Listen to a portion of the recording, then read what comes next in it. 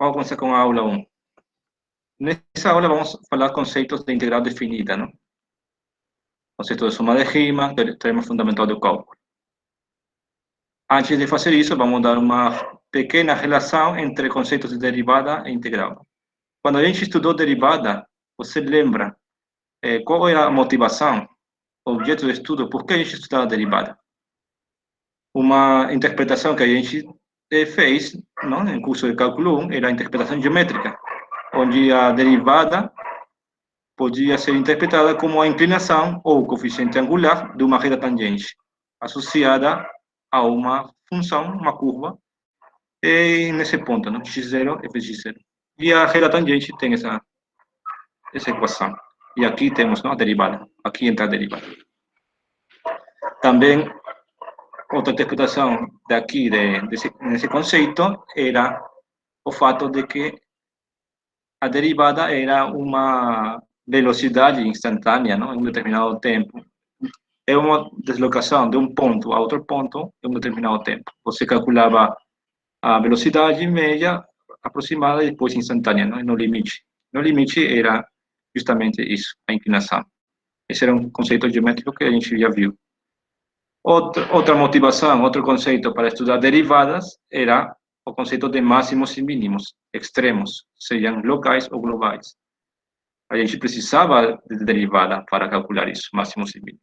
Então, essas duas motivações fizeram o estudo de derivada possível. E, então, de maneira análoga, qual será uma motivação para estudar o conceito de integral? O conceito de integral é motivado no cálculo de área abaixo a curva de uma determinada região, para uma função. E, nesse caso, como uma função é positiva, estava definida essa área. A gente define desse jeito. Essa aqui é a notação, agora eu vou explicar o que significa. Mas a gente associa essa expressão de integral como cálculo de área. Essa foi a motivação. Uma das motivações. Uma motivação, na verdade. Então, visto dessa maneira, a gente vai tentar ver por que e como é que eles, motivados desse jeito, conseguiram definir um conceito de integral. Então, como assim calcular a área, não? Por que calcular a área? Então, a ideia de aproximar, de calcular a área de uma região, por exemplo, se essa região baixo essa curva, é aproximar com regiões já conhecidas. Uma região que a gente conhece, a área é de um retângulo, não? Base por altura. Então, a gente começa aproximando em tudo, por exemplo, aqui, nessa curvinha, com um retângulo só, e vê que se considera o máximo como a altura, essa área desse retângulo que contém a essa área daqui é uma aproximação, mas não é uma aproximação boa. Então, a ideia qual é? Fazer mais fina a base. A gente parte na metade e continua aproximando assim. Segue partindo da metade e vê que quanto a gente mais dividir esse intervalo, essa base, vai ter regiões mais finas, mais próximas. Vai ser uma boa e uma melhor aproximação. Então, motivados por esse jeito, é que a gente já mais ou menos define que no infinito, a gente já conhece essa ideia de infinito. Se você faz essa divisão infinita de intervalos fininhos, então, no infinito, na verdade, coincide essa aproximação com essa área. Então, quando a gente já coloca termos infinito, é claro que estamos aplicando o limite. Então, vamos ver como fazemos a divisão da base. Temos todo esse intervalo AB. Definimos partição de um intervalo fechado e limitado. Como somente se define como uma divisão do intervalo, uma divisão desse tipo. Vamos partir de x0 como o primeiro elemento, o primeiro extremo, a um ponto x1, x2, assim xn-1 até xn, que vai ser o ponto extremo final. E vamos denotar a partição assim, no conjunto desses pontos, somente escrevendo os pontos extremos, não? x0, x1, x2 até xn.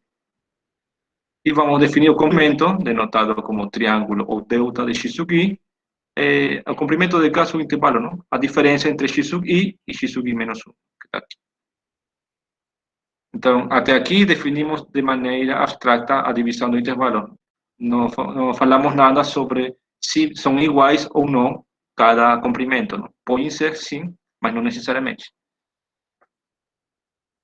Então, retomando, para calcular as aproximações, as áreas das aproximações, precisamos uma base e uma altura. A gente, com uma partição, já define a base, não? A base seria cada intervalinho daqui, que tem esse comprimento. E agora falta definir a altura. Como definimos a altura? Você vê que, como é um intervalo, você pode escolher qualquer ponto. Qual será o ponto conveniente? Vamos ver isso aqui. Vamos definir uma suma de rima para uma função. Sempre vamos trabalhar daqui, não? Daqui para frente, vamos trabalhar com intervalos fechados limitados, não? AB, dessa forma, e com funções limitadas. Isso é que o módulo da função seja menor que uma constante, não? Que tenha uma cota superior e cota inferior. Isso significa que a função seja limitada. E vamos considerar P uma partição, não? Um conjunto desse tipo, que a gente já viu, uma divisão do intervalo AB. Denotemos como f de x sub i estrela o máximo de todos os possíveis valores nesse intervalo.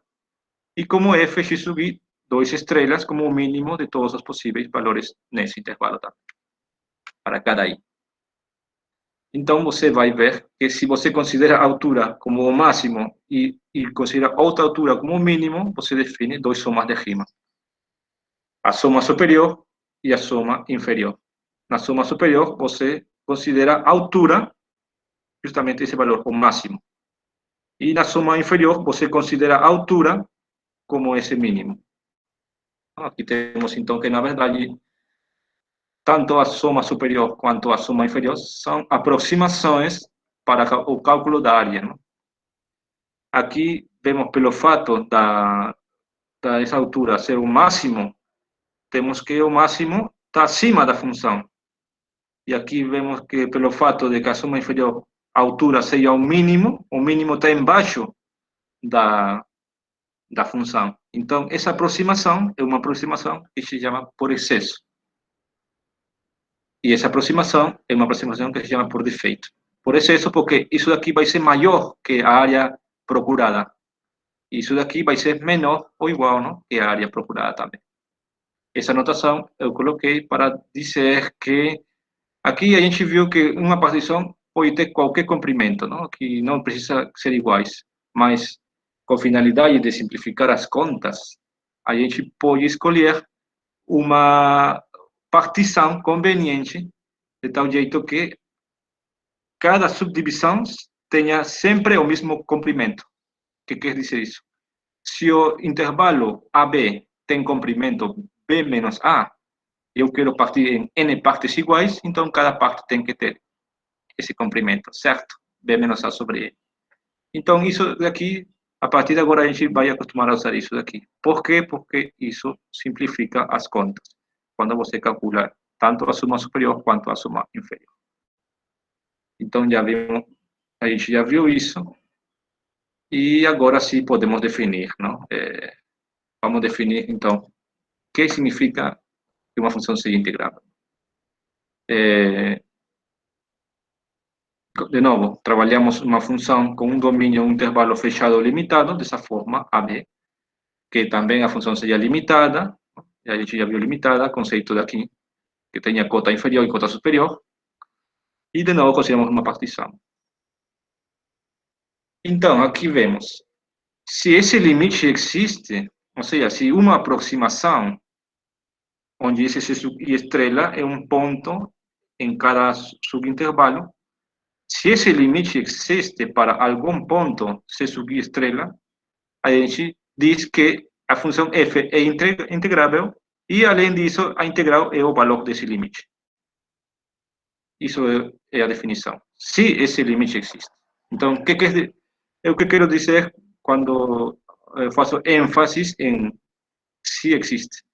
Quer dizer que existem funções limitadas que não serão integráveis. Os exemplos são complicados, acho que não vem aqui nessa parte do estudo, mas existe. Não basta que seja limitada para que a função seja integrável, precisa além mais, não? Mais algumas condições. uma delas é que existe esse limite. Então, uma observação é que se existe o limite para algum ponto nesse intervalo, existe esse limite para qualquer ponto. Ou seja, se eu escolho qualquer ponto desse sugi, sabendo que já existe esse limite, então, para qualquer valor que eu escolha nesse intervalo, sempre vai ser o mesmo resultado aqui. O limite vai ser o mesmo. Isso quer dizer que no momento de fazer as contas, usando a definição, calcular uma integral usando a definição, você pode escolher de maneira conveniente esse pontinho daqui, se subir estrela, e também pode escolher essa partição.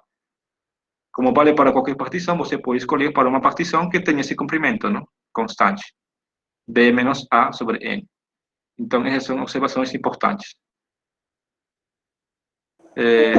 Professor, não sei Sim. se isso tem a ver, mas isso é parecido com o teorema do valor intermediário?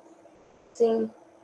Onde você tem? Na verdade, quando você vai fazer isso, vamos fazer aqui graficamente, não? Se você escolhe aqui, eu vou tá vermelho, certo? Tá. Se você escolher um ponto, não? Aqui a ideia, por exemplo. Bom, aqui.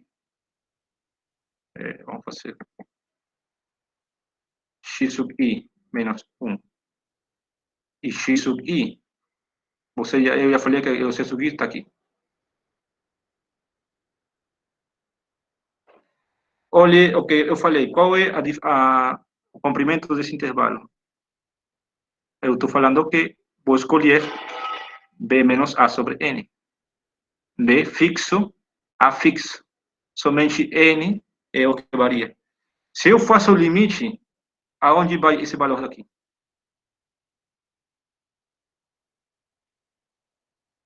Isso se aproxima aonde? Zero. Certo. Se n vai para infinito, isso se aproxima a zero.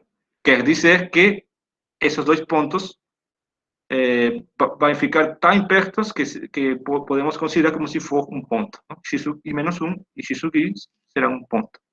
Isso vai ser quase a mesma coisa. Então, isso daqui é independente de que valor você escolhe aqui ou aqui, se esse ponto daqui e esse pontinho daqui, ao final, no infinito, podem ser considerados como um pontinho somente. Certo? Certo. Então, essa é a razão, não? Que no infinito é que faz sentido isso. Já não faz diferença a escolha, porque a escolha que você faça, você vai fazer é a mesma coisa, é independente. Você pode escolher um pouquinho aqui, pode escolher a metade, pode escolher o mesmo extremo, extremo x sub i, pode escolher o extremo x sub i menos 1, e no limite, isso daqui, todo esse intervalo no limite, no infinito, vai ser considerado como um ponto. Então, qualquer ponto que você escolhe vai ser a mesma coisa. Então, por isso que eu falei que basta que mostrar que existe num ponto, somente basta mostrar que existe num ponto, já você mostra que a função é integrável e a integral vai ser igual à escolha de qualquer ponto. Em qualquer ponto vai ser a mesma. Então, somente isso. Então, como observação, que estou falando aqui que a escolha é independente, você escolhe o máximo e o mínimo, não? Que faz isso, f, a função f. E no máximo e no mínimo, a gente já definiu que era justamente a altura fx sub e estrela f de x sub i sobre estrela, que justamente são as somas superiores e as somas inferiores. Então, isso também se tem essa relação, não?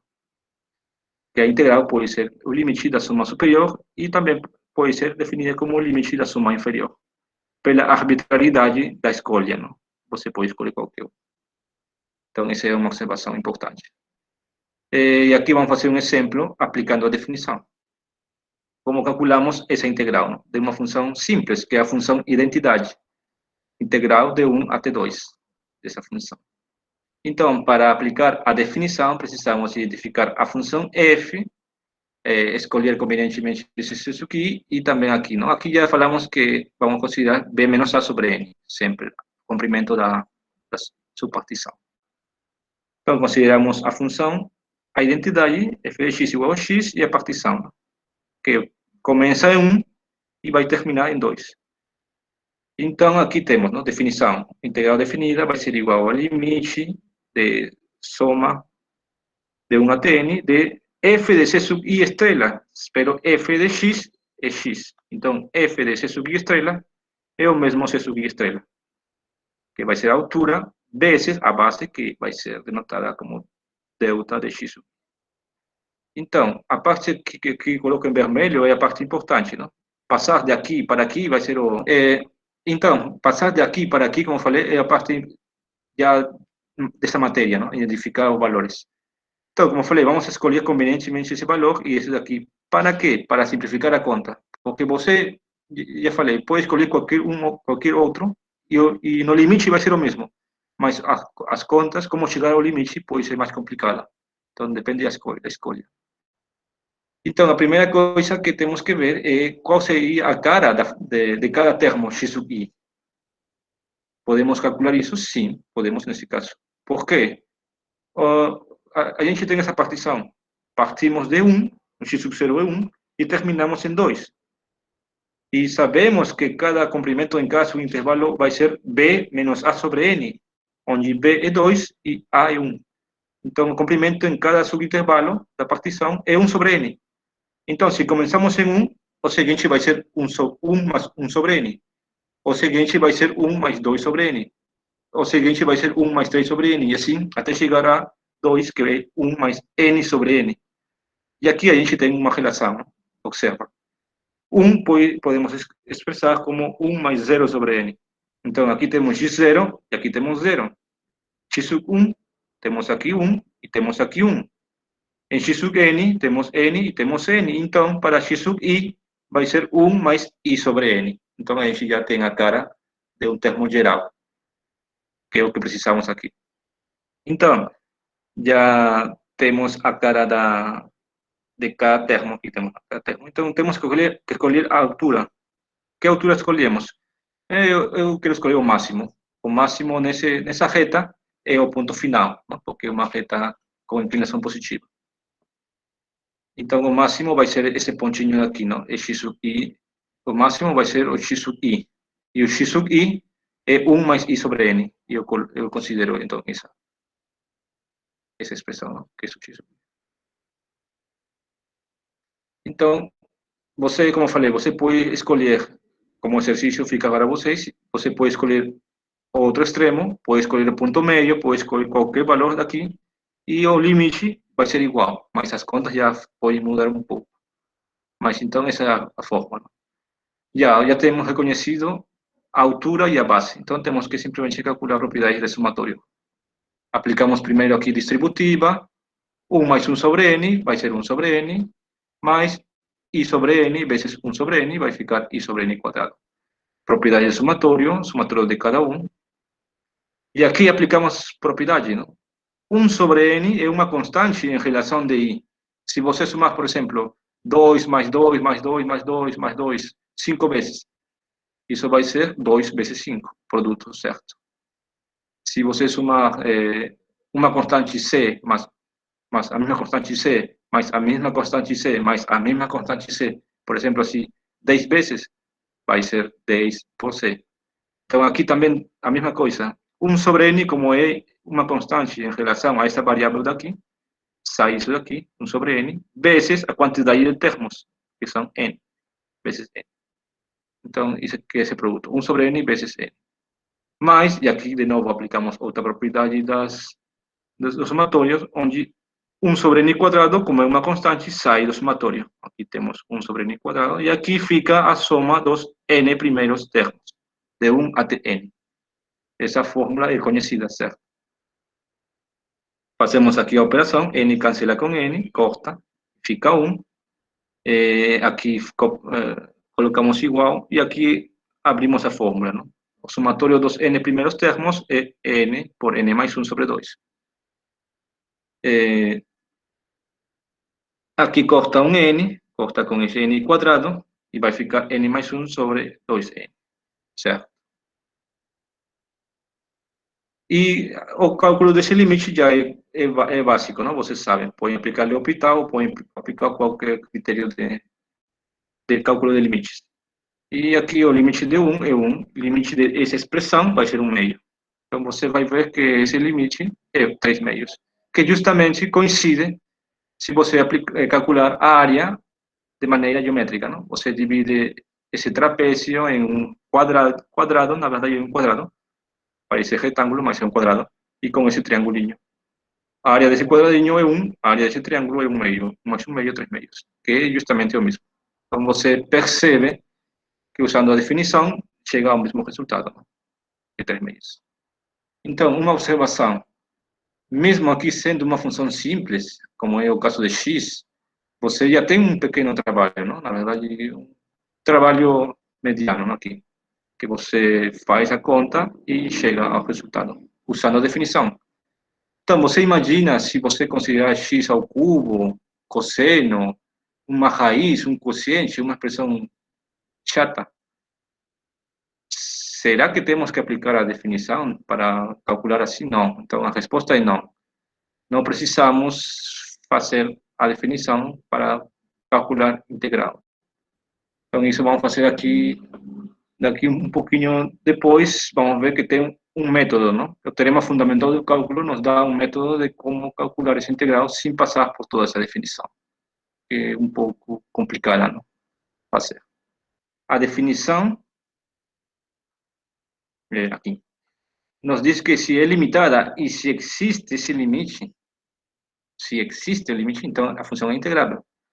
Então, será que tem alguma condição que garante a integrabilidade de uma função? E a resposta é sim, não? Basta, isso nos diz o teorema de Riemann, basta que a função seja contínua. Se a função é contínua, sempre existe esse limite, então a função é integrável. Isso que nos diz o teorema de Riemann. Não? Sempre trabalhamos com domínios limitados fechados, e nesse caso, somente precisamos que a função seja contínua. Mas esse é um teorema importante, o teorema de Riemann. Mas um resultado que uma consequência disso daqui é que não precisa que seja contínua a função, na verdade. Precisamos somente de uma função limitada com uma quantidade finita de descontinuidades. Pode ter 5 descontinuidades, não? 5 saltos. Então, basta isso, basta que a função limitada tenha uma quantidade finita de descontinuidades, então a função é integrável. E a prova é mais ou menos aqui a ideia geométrica, não? Por exemplo, consideremos, já assumindo esse teorema, uma função descontínua, não? Basta um ponto, você vai entender a ideia. Vai ser descontínua no ponto C. Em C, a função tem um salto, não? Você vê. Então, como calculo o integral de A até B, de todo o intervalo de A até B? Então, a ideia é simples. Como você tem uma quantidade finita, sempre vai ter intervalos onde a função é contínua. Por exemplo, a função de A até C, a função é contínua, certo? Então, pelo teorema de Riemann, existe essa integral, a função é integrável, pero de A até C. E a mesma coisa, de C até B, a função é contínua. Pelo teorema de Riemann, então existe essa integral de C até B, não? Dessa função. Então, a gente define a integral de A até B como a soma dessas duas integrais, por partes, de A até C mais C até B. E assim você pode fazer para uma quantidade, para n pontos de descontinuidade. Vai ficar n menos 1 somando, n mais 1 somando, sim, n mais 1 somando. Então é assim. Assim é a maneira de trabalhar. Esse teorema é importante porque a gente acostuma trabalhar sempre com funções contínuas, não? Ou, em seu defeito, com uma quantidade infinita de descontinuidades. Não trabalha com outras coisas aqui nesse curso. E aqui mostramos umas propriedades, não? Propriedades aritméticas, que também algumas são parecidas às propriedades que já conhecíamos nas derivadas, outras são diferentes, pelo fato de a mesma estrutura de integral. A primeira propriedade que nos diz que se temos duas funções sempre limitadas e integráveis, nos diz que a integral, a soma de duas funções integráveis também é integrável. E, além disso, a integral é simplesmente a soma de cada uma delas. Essa é a primeira propriedade. E a segunda é que se temos uma constante, a constante como função, a constante sai da integral. Outra propriedade nos diz que podemos trocar a ordem de integração. se você troca a ordem de integração, tem que colocar menos, sempre. Isso que nos diz esse teorema. E essa propriedade. E, em particular, se consideramos b igual a a gente mostra que a integral de qualquer função de a até a, seja num ponto, é zero.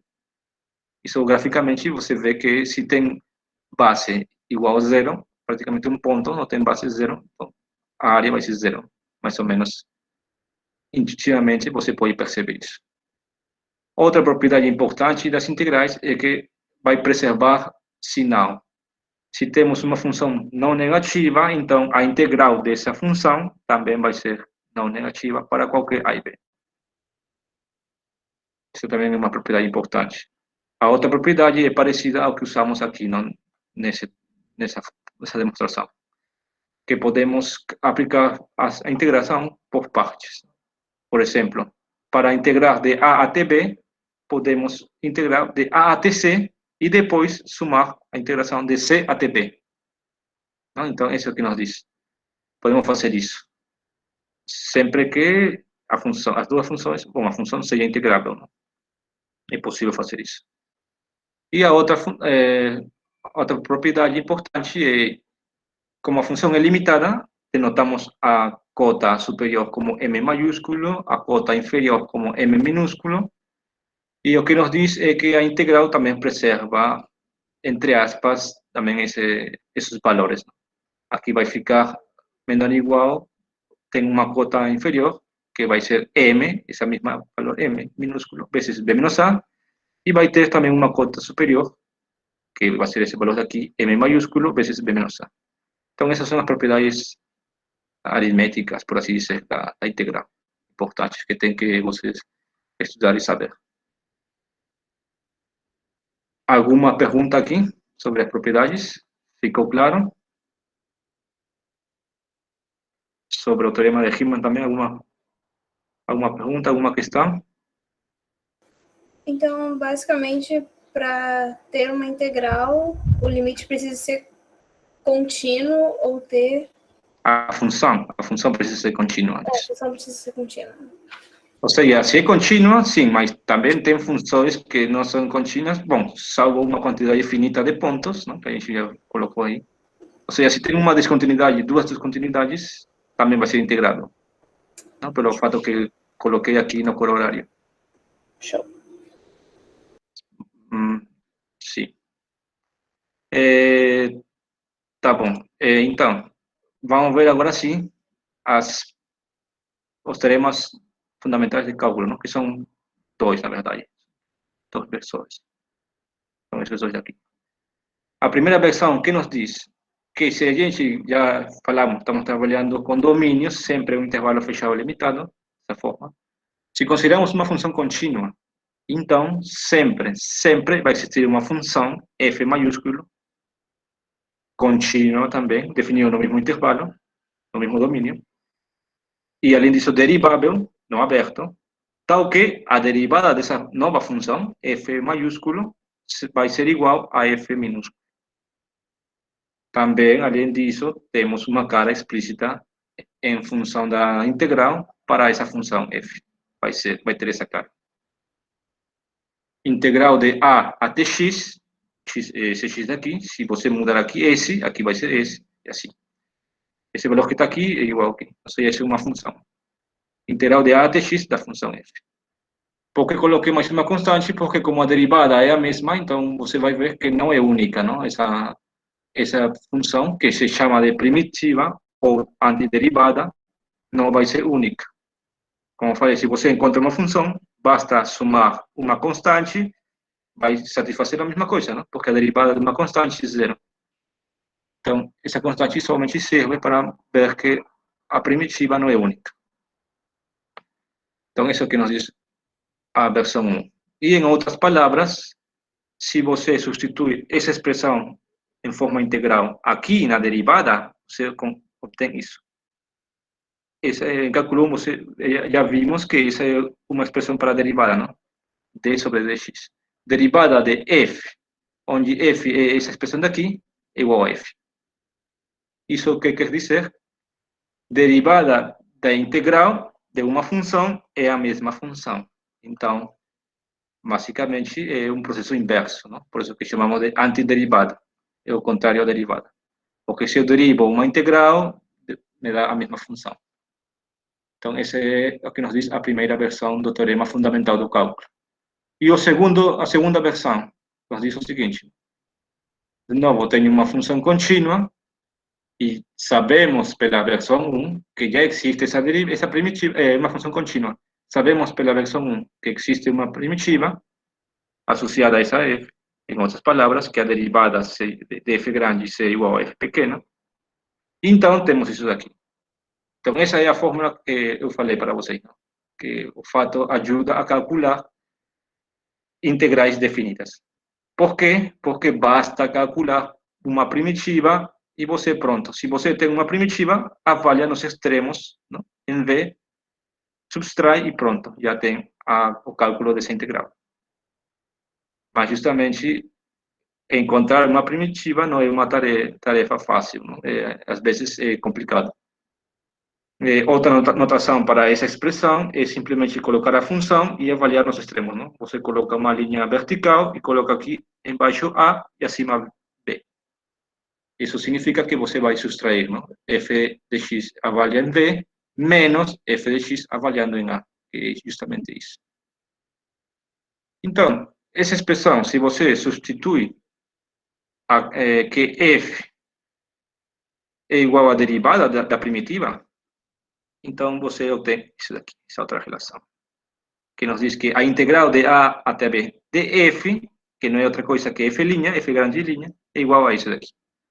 Em outras palavras, a integral da derivada de uma função é a mesma função.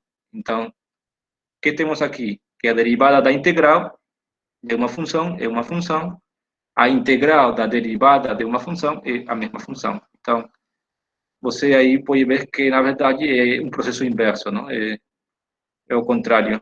Por isso que chamamos também de antiderivada. É o contrário, basicamente, de uma derivada. Um exemplo, vamos ver, de aplicação e vamos ver se... Vamos fazer o mesmo exercício, não?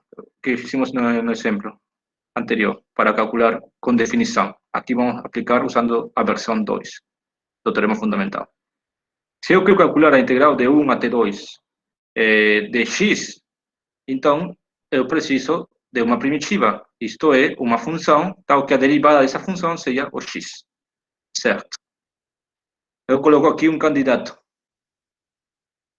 Se coloco x ao quadrado sobre 2 mais uma constante, por exemplo, o que acontece? Será que satisfaz isso? Deriva isso daqui. Você deriva x quadrado sobre 2 e a derivada é x, certo? Porque a derivada de x quadrado é 2x e a constante sai, não, da derivada.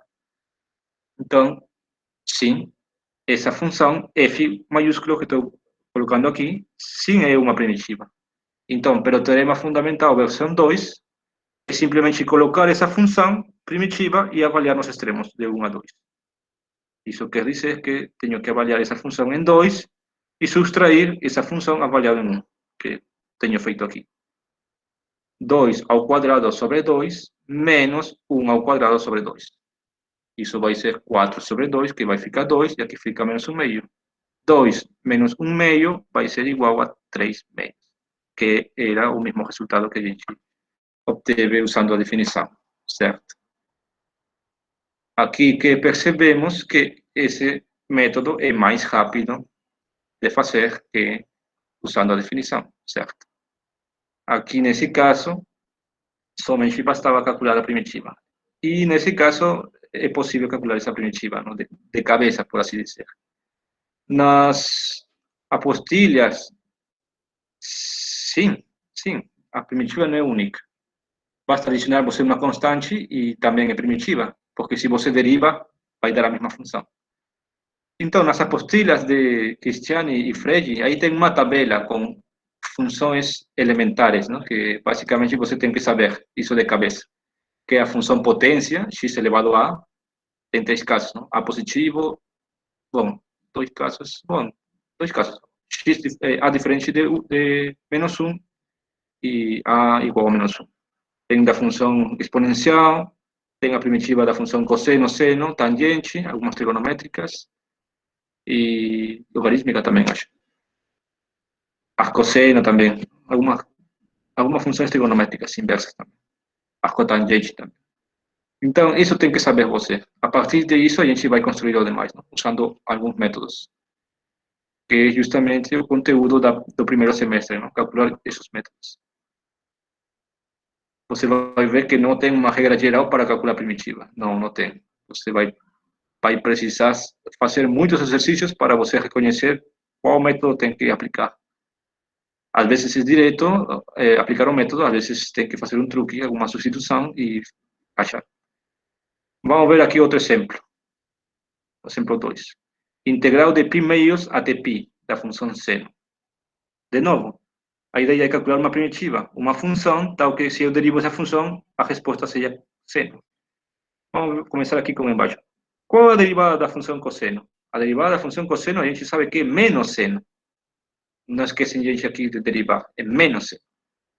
Se a derivada de cosseno é menos seno, e eu quero aqui seno, então temos que multiplicar por menos, não? É por isso que a derivada de menos cosseno agora se dá mais seno, que justamente é o que quero.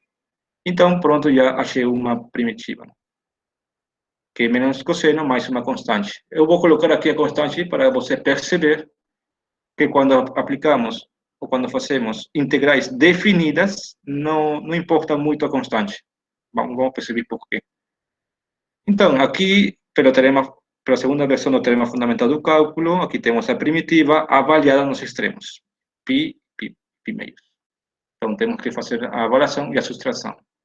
Avaliamos π primeiro aqui. Vai ficar menos cosseno de π, mais essa constante c, menos, e agora em π meios. Avaliamos em π meios. Vai ficar menos cosseno de π meios, mais a mesma constante c. Você vai cortar a constante c, porque é a mesma. Cortar aqui C, sabemos que cosseno de π meios, que é 90, é zero, e fica simplesmente menos cosseno de π. A gente sabe que cosseno de π é menos 1, menos por menos, mais. A resposta é 1. Então, essa maneira de resolver é mais rápida, não? Certo? Basta saber ou calcular uma primitiva. Então, como eu falei, tem que dar uma lida nas apostilhas de Frege e a professora Cristiane, aí tem uma tabela com primitivas básicas, não? Já que você tem que saber de cabeça ou pode aplicar, não?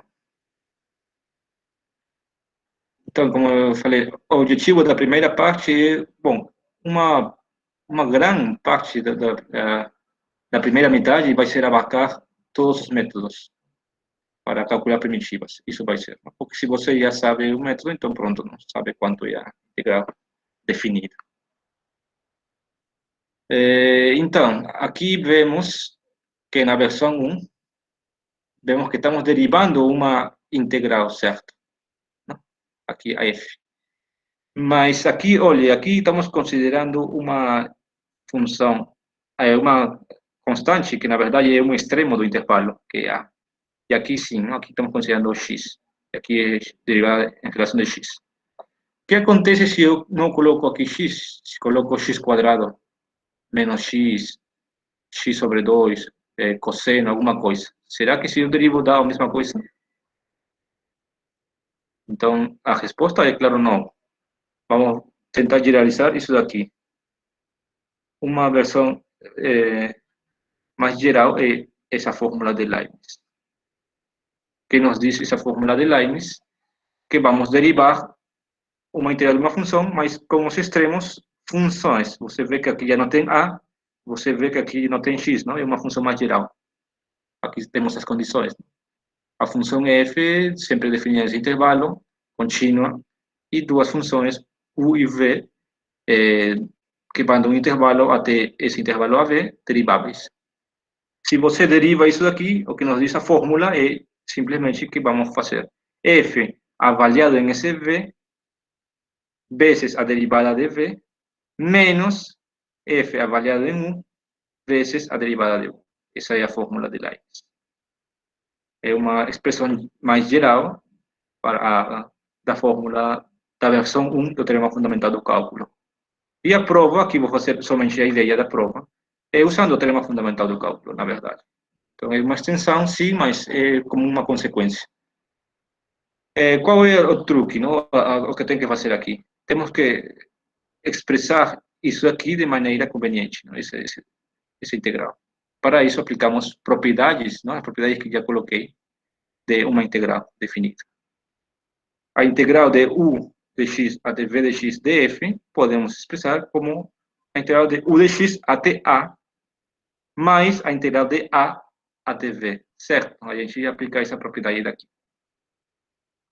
Essa propriedade daqui. Que para ir de a até b, podemos ir de a até c, mais depois até, de c até b. Essa propriedade estamos aplicando aqui.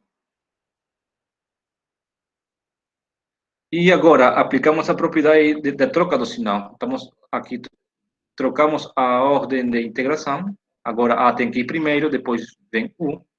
E para isso, muda o sinal, não? Aplicamos essa propriedade daqui. Essa propriedade. Integral de b até a é igual a menos integral de a até b. Então, aplicamos agora essa propriedade.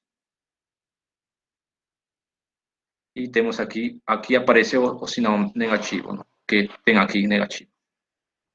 Então, conseguimos expressar agora esse termo aqui, essa integral, como uma diferença, na verdade, subtração de integrais. E agora sim derivamos, não? Derivamos do lado esquerdo, derivamos do lado direito, aplicamos de propriedades da derivada da soma, da subtração. E aqui tem que perceber que se você considerar uma primitiva, f, maiúsculo, para essa função f, podemos reescrever essa função daqui, essa integral daqui, como isso daqui. F composta com, pelo fato de teorema fundamental, não, dessa expressão daqui. Essa expressão daqui. Se você considerar aqui uma função, aqui também vai ser uma função. Considerar g de x, aqui vai ser g de x, certo? Então, pelo fato de essa propriedade, a gente tem que isso daqui está dentro igual a isso que está aqui em vermelho. Acho que aqui está faltando em x, não? Avaliado em x, para completar isso. E aqui também. A mesma coisa para u, para v. Então, aqui você tem que, essa integral, na verdade, é esta composição. Você aplica a regra da cadeia. Cálculo 1. Derivada da regra da cadeia aqui, dessa composição, aqui tem um menos, então fica aqui menos. F' avaliado em u de x, que está aqui, vezes u' de x. Mais, agora derivando isso daqui, vai ficar F' avaliado em v de x, que está aqui, vezes v' de x. E agora substituímos somente essa expressão como f maiúscula é uma primitiva, então f' é simplesmente f minúsculo. E assim obtemos o resultado, não? Isso daqui é igual a isso daqui. Certo? Então, essa é a maneira de demonstrar. Para que serve isso daqui é somente como uma aplicação do teorema fundamental. Tem exercícios onde a pergunta é calcular a derivada dessa integral. Então, por enquanto, simplesmente é uma aplicação para fazer a lista de exercícios. Por enquanto. Tá bom. Então, já para terminar, aqui a gente vamos tentar repassar isso daqui. Quando eu falei que a motivação da integral era a área, e aqui também, quando considerei como calcular a área, estávamos supondo implicitamente para funções que ficam acima do eixo x, né? Funções positivas, não negativas, em verdade. Então, valia isso da expressão daqui. Isso eu vou colocar aqui, cálculo de áreas. Se a função para cálculo de áreas é não negativa, ou seja, maior ou igual do que zero, ou seja, está acima do eixo x,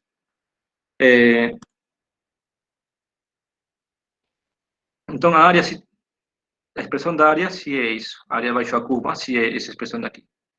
Mas se f for qualquer função, se f tiver partes negativas, será que a área é igual a isso daqui? Se f é qualquer, por exemplo, isso daqui, é parte negativa. Então, a resposta é não, não é simplesmente f. aqui você vai dividir, aqui considera A1, essa parte positiva, e A2, essa parte negativa. Então, você quer calcular a área total, A1 mais A2. A gente sabe que a função em A1 é positiva, então isso sim vai ser a mesma coisa. Mas em A2 não, é negativa. Então você aplica a propriedade do recíproco, não? Não vai ser essa F2. Aqui dividir como F1 e F2. Isso daqui você considera um menos F2, que agora menos F2 vai ser positivo. Se F2 é negativo, menos F2 vai ser positivo. Você considera o simétrico, não? Em relação ao eixo X. Então, que seria a mesma área, não? Então, como calculo essa área para uma função já positiva, então simplesmente é integral disso daqui. Então, aqui divido, não? De A até C, onde é positiva, e de C até B, onde é negativa.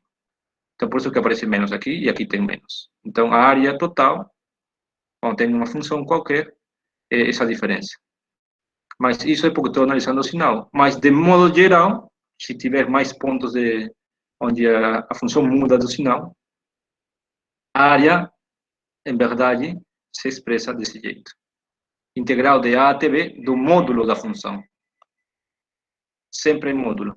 Por quê? Porque a área sempre é positiva, não? Você aplica aqui a propriedade de integrais, que se essa função é não negativa, então a integral também é não negativa. Então, pelo fato de que a área é uma quantidade não negativa, então isso temos que colocar aqui em módulo. Então, para calcular a área, temos que, na verdade, calcular os intervalos onde a função é positiva e onde a função é negativa. Esse vai ser o trabalho. E na aula de quarta vamos ver esses exemplos. Vamos ver tantos exemplos para aplicar a fórmula de Leibniz e também vamos ver exercícios das listas, não? Que aplica a cálculo de áreas, não? Então, simplesmente o cálculo de áreas se baseia em identificar os intervalos onde a função é positiva e onde a função é negativa. Basicamente é isso.